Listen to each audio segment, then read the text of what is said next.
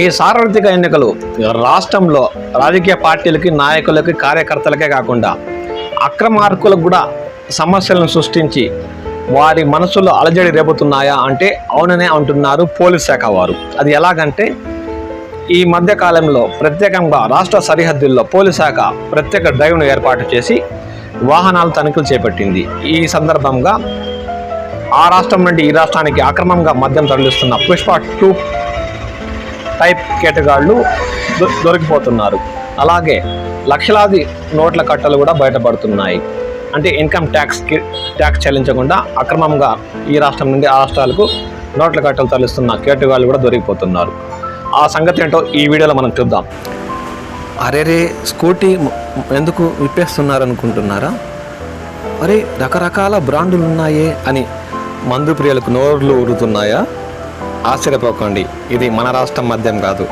తెలంగాణ రాష్ట్రం నుండి ఎన్టీఆర్ జిల్లాలోని నందిగామకు తరలిస్తున్న ఓ పుష్ప 2 టైప్ పెద్ద ఆయన పోలీసుల తనిఖీలో చిక్కాడు.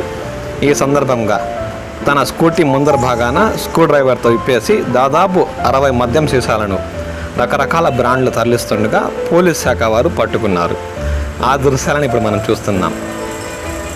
ఇలా అక్రమంగా వేరే రాష్ట్రాల నుండి మద్యం తెచ్చి రకరకాల బ్రాండ్లు అధిక మొత్తంలో అమ్ముకుంటున్న ఇలాంటి కేటుగాళ్లకి ఈ ఎన్నికలు తలనొప్పిగా మారాయి.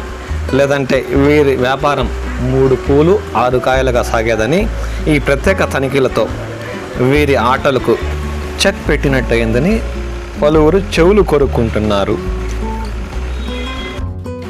అరెరే, ఏంది ఆ వ్యక్తి సొక్కా ఎత్తుంటే నోట్ల కట్టలు కిందకు రాలిపోతున్నాయే? అబ్బాబాబా, కట్టలే ఎక్కడి నుంచి వచ్చాయి అబ్బాయి డబ్బులు అని ఆశ్చర్యపోతున్నారా? ఖమ్మం నుండి ఆంధ్ర వైపు అంటే విజయవాడకి వెళ్తున్న ఒక వ్యక్తి పోలీసులు ఆపి అతని ద్విచక్ర వాహనాన్ని తనిఖీ చేయగా అందులో ఏమీ దొరకలేదు.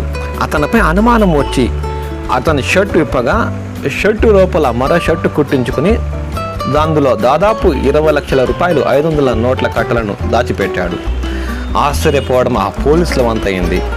అలాగే కాసేపు ఆ సొక్కాయిని పూర్తిగా విప్పి చెక్ చేయగా 25 తులాల బంగారం నగలు కూడా అందులో ఉన్నాయి.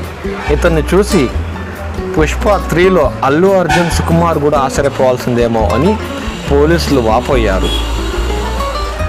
అతను మాత్రము ఈ సొమ్ముని, ఈ నగదును విజయవాడకు తరలిస్తున్న ఒక వ్యాపారిగా తాను చెప్పుకొచ్చాడు.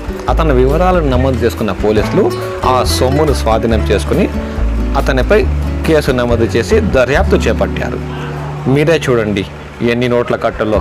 అబ్బబ్బో, ఏమి తెలివి మీరిపోతున్నారండి బాబు నేటి సమాజం.